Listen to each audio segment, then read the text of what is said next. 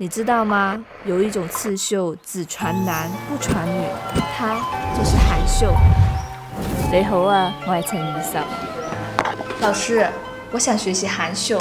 你先练习编线，怎么编？老师，用手编，一个甩过来，一个甩过去，我的手不是我的。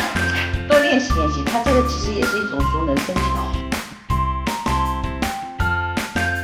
刺绣的话，它是要两个手同时用的；打辫子的时候，它也是两个手同时用。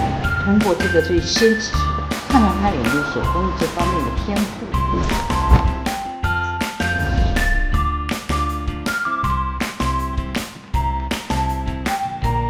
老师，我打好了，你看，这才是刚刚开始，你先开始练习基础针法。那要练多久啊？看你的病情吧。原以为拿起针就能绣，真绣了才懂，每一针都得练千百回才能像样。做的还是蛮好的，准备一下就基本上可以上正稿了。真的吗？是的。后来随着时代变迁，男绣工的减少，含绣一度面临断代的风险。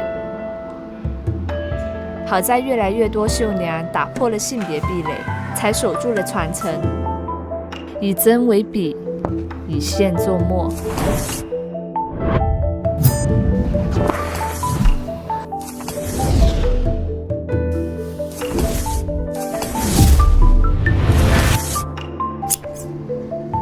太不容易了，我要给老师看。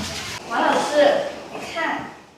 眼睛的地方。感谢王老师这段时间的耐心教导，终于明白您说的那句“做这一行，耐得住寂寞，守得住清贫”。刺绣送去装裱成扇子了，先挑套衣服展示一下，想一下江南女子的气质，是既温婉又坚韧。准备好了吗？那就展示。